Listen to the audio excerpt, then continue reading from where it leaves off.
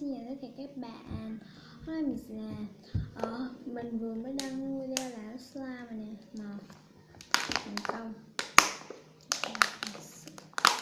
có nắp luôn. Mình tí mình cũng sẽ làm màu cam luôn, nhưng mà tí mình làm em có mùi mình sẽ lấy đây là sữa tắm. Bây giờ chúng ta cùng bắt đầu thôi. Nguyên liệu thì như ban nãy mình sẽ lấy cái đây đồ đựng đồ khoa giống như ban nãy, chỉ thêm cái này thôi. Tắm, keo, dung dịch rửa miệng, nước. Dung dịch rửa miệng có sẵn nên chúng ta không cần cái nào nữa. Cái sữa. Bây giờ cũng bắt đầu làm thôi. Let's go. Rồi bây giờ mình sẽ dọn mấy này đi, mình sẽ bút, còn mình sẽ vứt. Mình sẽ làm nhanh nha. Bây giờ đừng thiếu màu nữa, màu cam nữa.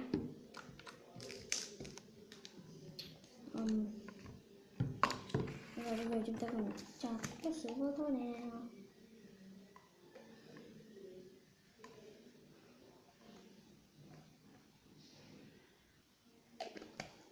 Rồi, bây giờ các bạn cho mình trong hồ.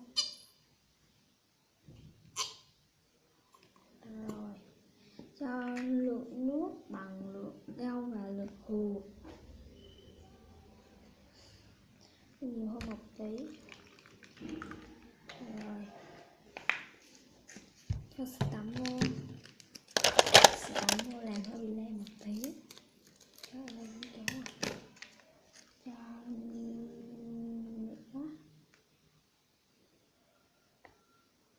Rồi, rất là thơm đúng không? Khỏi đều lên. Khỏi. Khỏi mà chơi. Kéo ơi. Cho nó sẽ lau. Rồi. Rất là thơm, rất là đỏ mọi người. Rồi màu vô.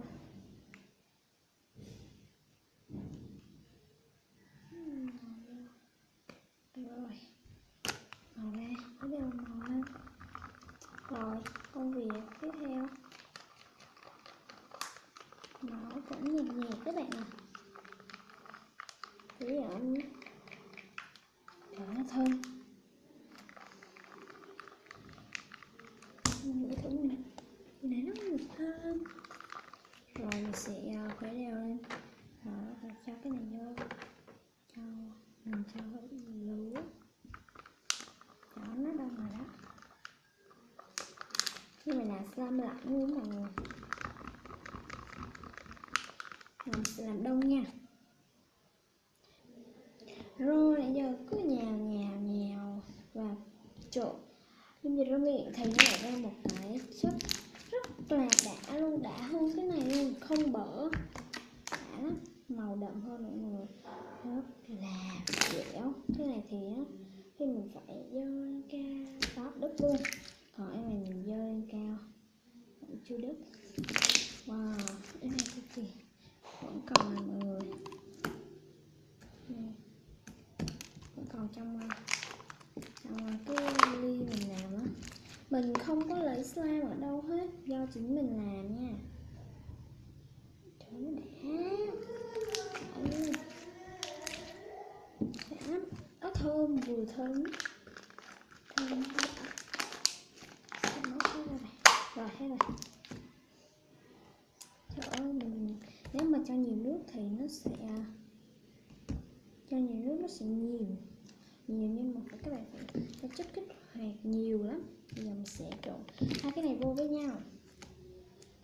Không biết nó sẽ ra một cái chất gì đây, dẻo mà. Sẽ là bỏ trong bộ sưu tập của mình luôn. Thì có tổng là 6 hộp rồi, đây là cơ 6 mọi người. Nhưng mà khi cho vô thì nó không được có dẻo, nó bóng rất nhiều. Nó cực kỳ là phết kia nha.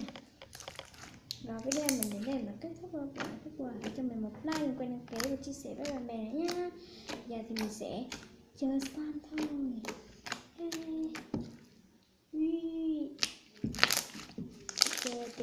nha.